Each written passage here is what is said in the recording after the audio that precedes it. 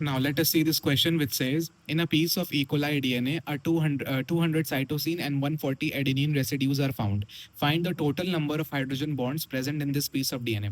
यानी यहाँ पे हम लोग को E. coli के DNA के पीस के बारे में इन्फॉर्मेशन दिया हुआ है. इसमें बोला क्या हुआ है हम लोगों को कि यहाँ पे हम लोग के पास साइटोसिन कितना है, 200 है. इतने साइटोसिन के रेसिड्यूज हैं. और हमारे पास क्या बोला है, एडेनिन कितना है हमारे पास, 140 एडेनिन है. ठीक है. अब हम लोग को ये इन्फॉर्मेशन दिया, हम लोग से पूछा कि इस पीस ऑफ डीएनए में कितने टोटल हाइड्रोजन बॉन्ड्स होंगे. ठीक. अब देखो हम लोग को निकालना कैसे, हम लोग को पता है जीसी कंटेंट और एटी कंटेंट बराबर होता है. यानी जितना एडेनिन होगा उतना ही थाइमीन होगा और जितना ग्वानिन होगा उतना साइटोसिन होगा. इसका मतलब अगर साइटोसिन 200 है तो ग्वानिन भी हमारे पास कितना होगा, 200 होगा. और अगर एडेनिन 140 है तो थाइमीन भी हमारे पास कितना होगा, 140 होगा. ठीक. अब यहाँ से देखो हम लोग को नाइट्रोजन बेसिस के बारे में पता लग गया कितने कितने होंगे. यानी ग्वानिन कितने हैं, 200 है. साइटोसिन भी कितने हैं, 200 हैं.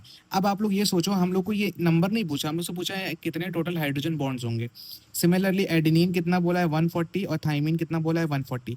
अब हम लोग को पता है जीसी के बीच में कितने हाइड्रोजन बॉन्ड्स होते हैं, 3 बॉन्ड होते हैं, ट्रिपल बॉन्ड होता है यहाँ पे. ठीक है. तो अगर 200 ग्वानिन है और 200 साइटोसिन है तो इनके बीच में कितने बॉन्ड्स हो जाएंगे, एक के बीच में 3 होते हैं तो 200 के बीच में कितने हो जाएंगे, 3 से मल्टीप्लाई कर दो यानी 600. तो जीसी के बीच में 600 हाइड्रोजन बॉन्ड्स हो गए. इसी तरह एडेनिन और थाइमिन के बीच में डबल बॉन्ड होता है, 2 बॉन्ड होता है.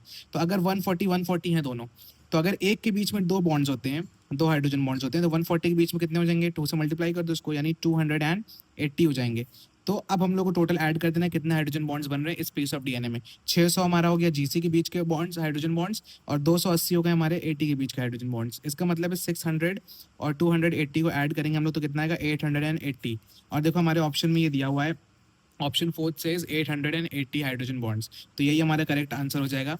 तो दिस वाज द सोल्यूशन. और बहुत इजी क्वेश्चन था, ज़्यादा कुछ ऐसा दिमाग लगाने वाला नहीं था. बस आप लोग को ये यहाँ पे याद रखना है कि जितना ग्वानिन होगा उतना साइटोसिन होगा, जितना एडेनिन होगा उतना थाइमिन होगा, और उनके बीच के हाइड्रोजन बॉन्ड्स पता होने चाहिए कितने कितने होते हैं. ग्वानिन के बीच में और साइटोसिन के बीच में 3 होते हैं और एडेनिन और थाइमिन के बीच में 2 होते हैं.